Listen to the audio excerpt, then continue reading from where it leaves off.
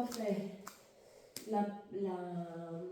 on va démarrer d'abord avec les chiens tête en bas, avec le hamac, parce qu'on va voir qu'on peut faire avec les hamacs et avec les sangles. Donc on démarre en position une derrière le hamac, pied parallèle à la largeur du bassin. Je vais placer mes bras à l'intérieur, puis je vais attraper les tissus du hamac et je vais faire un petit pas vers l'avant pour descendre les tissus du hamac plus bas que mes crêtes iliaques, parce que s'il reste au niveau de mon ventre, je ne vais pas pouvoir respirer, d'accord? Donc c'est pour ça qu'on fait un petit pas vers l'avant pour aller coincer les tissus du hamac plus bas que les crêtes iliaques, puis je vais chercher les sols. Attention, mes doigts de main bien écartés, j'active mes poignets, puis je recule mes pieds pour faire un chien tête en bas, suspendu. Alors, essaye de garder les dos bien droits. Si je veux, je peux poser mes pieds au sol. Sinon, je peux garder mes talons remontés. Donc ici, nous sommes dans un chien tête en bas.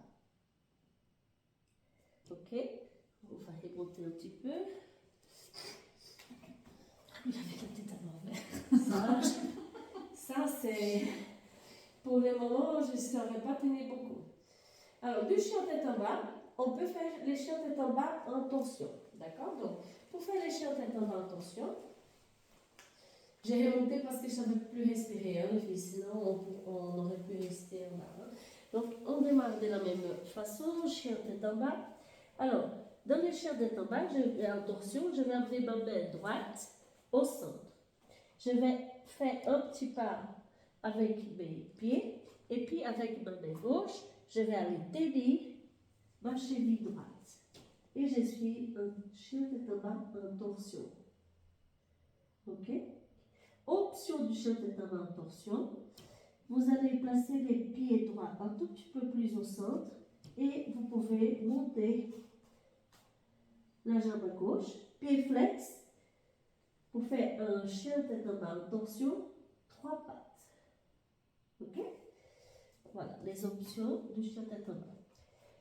Quand tu sors du chien tête en bas, avant de sortir du hamac, tu peux reculer tes mains et faire une pince. Pince debout. Donc dans la pince debout, soit tu as les mains au sol, soit tu peux attraper tes chevilles, ouvrir les coudes pour amener la poitrine les plus proches des cuisses. C'est la pince debout. On reste quelques respirations. Et puis en inspirant, je remonte et je déroule les vertèbres après vertèbre. On va voir après